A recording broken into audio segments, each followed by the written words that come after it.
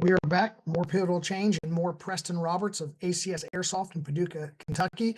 And as you've been watching this episode, you can clearly see that he has a beautiful business mind with his MBA background and his ability to run and grow a successful business. So we're going to get a little bit more in the minutia, and we're going to extract a little bit more advice from my buddy Preston here. And we're going to talk about the continuing role of leadership and how leaders balance certain things. So Preston, I want to ask you, how do you personally strike a balance between maintaining consistency and, I don't know, things like inventory and sales and operations, but also creating an environment and a play field of creativity? I know personally from playing airsoft and you that if I go to the same field and play the same game every time, I'm not going to come back. There's got to be some things changing. So walk us through how you do that.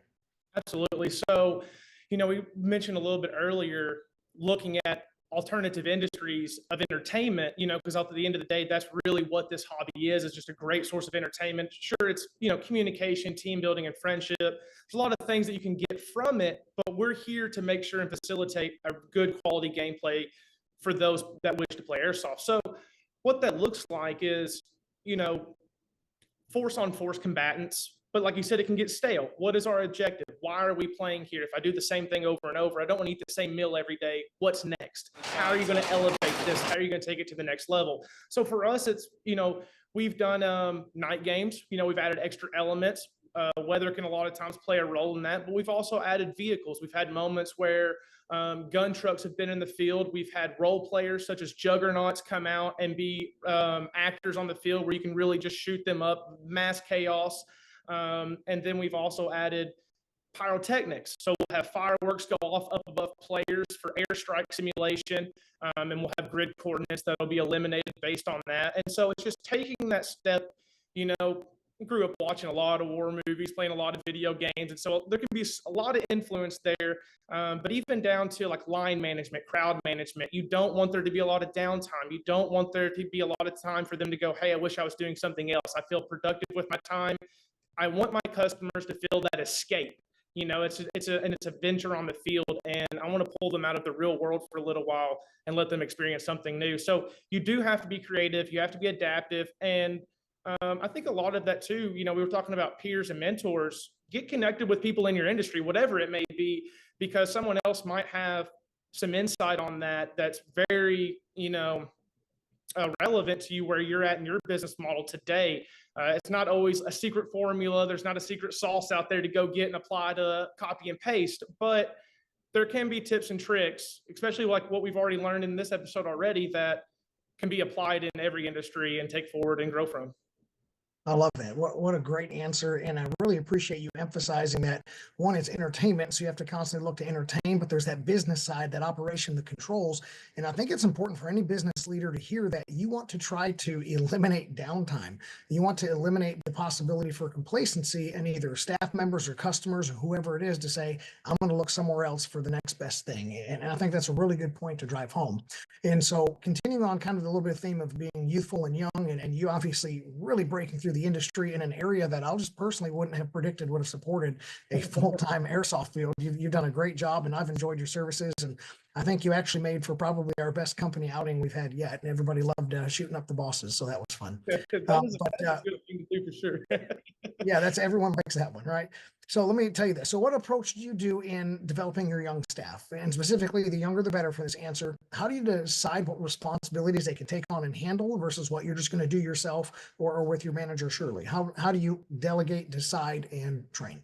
Absolutely. So before we get to, their first footstep, I like to get to know my employees, and not just in an interview setting because, you're looking for competency and professionalism and can this person represent my brand, but then I want to get to know their interests. That way I can find their best fit, because role alignment is just extraordinarily important, because if you don't have someone on the front line that wants to be a frontline employee, then they don't have that enthusiasm or that, customer service voice to make even parents feel confident or comfortable letting their kids get shot at out here. And so you need to build relationships with your employees and then find what they're best at. I think people are the best asset, in the world. I think investing in them is very important. And we all know that training can be expensive. So do it right the first time. Set up a procedure or practice.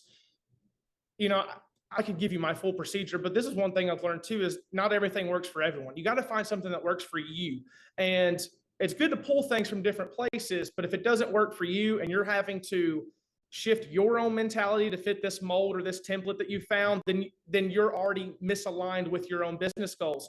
So find what works in-house that is easily understood, and then start training once you've gotten that role alignment, because you want the person in the right place. There's just a lot of efficiency there.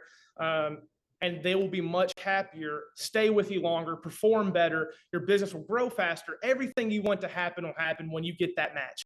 It's easier said than done, but I like putting in the time in advance. I do get, very selective, and I want to make sure that we have good customer service reps, because all of my employees are transactional employees. I have my guys and my staff that'll sell products, but also the experience driven side. They're also right there to get feedback. If someone had a poor time, they're first to hear it. What can they then do to make that a better, do they have the power to fix it? Is there something that can be resolved in real time, or is it something that we need to come back and brainstorm on and find a solution for in the future? And I like, that would be the second part of that, is just empower them, let them make decisions. They're going to learn and fail with you, but then teach them along the way. Don't wait 6 months for a performance review. Let them know what they did wrong, when they did it wrong, and let them know how they can do it better next time. It's not that they're, getting written up or you're in trouble. It's that just didn't work this time. Here's how I would like you to handle that situation in the future. Start, stop, go. I want you to stop doing it this way. I want you to start doing it this way. Now go and execute and learn and bring back feedback. So I like that a lot. Let me make a comment about something you've said a bunch, because you've used the word alignment probably 4 times or more in this. And that is a big buzzword for a lot of the consultation and things I do that. So we find people that are cultural fit. They're in alignment with the culture of our business. I like the phrase role alignment, because if somebody is in the wrong role, they could be a stellar employee someplace else, and you've just got them in the wrong position. Maybe they're not meant to be at the cash register, but they're better in the back doing the repairs, doing the mechanical stuff, or maybe they're the really fun guy getting the kids pumped up to run out on the field, and they don't need to be in the back room. So I think that role alignment and having people actually take an emphasis to train and hire and point towards role alignment, I think that's a pretty big nugget you just dropped that I don't want to gloss over in any.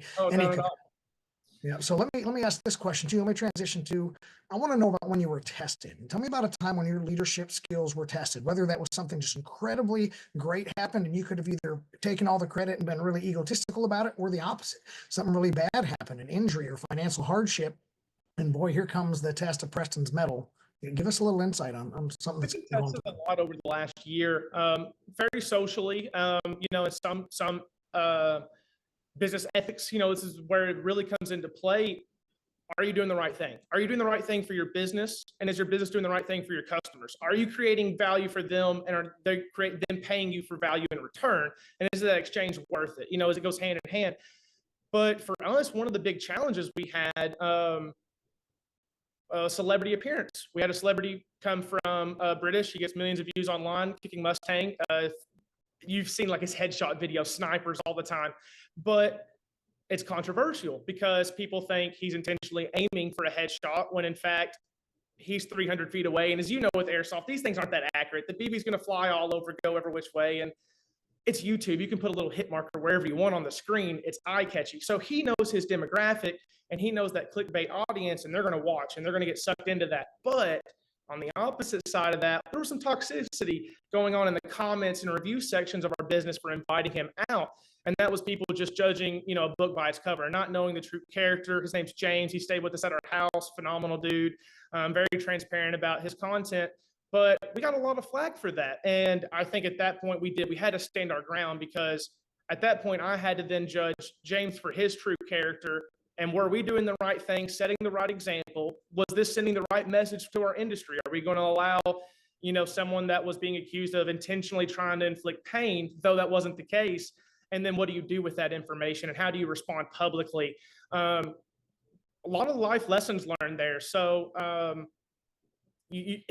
online is loud, and it's louder than you can ever be on your own as one person. So all you can really do at that moment is stop, collaborate, and listen, because it's time to, it's time to figure out the next step forward. And I like to be very transparent. It's just as easy as having this right here. I'm gonna put a conference call up, I'm gonna go live, and I'm gonna let my customers know where my headspace is at, reaffirm them of the good opportunities that are ahead of us for these reasons, and then resell the successes of that post-event with all of our videos and content. And it was the best part. Because you just said something too that's important. You said kind of talking about your future and upcoming events and stuff like that. So obviously people have seen for the last 24 minutes or so your beautiful business brain on display, but maybe there's just somebody in the audience that says, hey, I want to talk to this guy about business, or I want to talk to this guy about airsoft.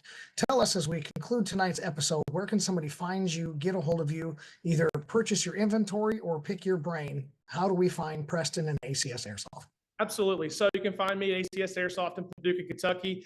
Our website is going to be acsairsoft.net. You can find us on Facebook, Instagram, and YouTube. Email, phone call, text, whatever's convenient for you. We can be found everywhere, and we will respond. You can find me there. Awesome. Well, Preston, thank you so much for coming on the show tonight. This has been a pleasure. I'm going to try to tap you on the shoulder in the future.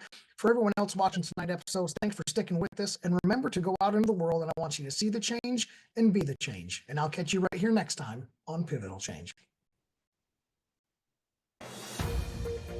This has been a Now Media Networks feature presentation. All rights reserved.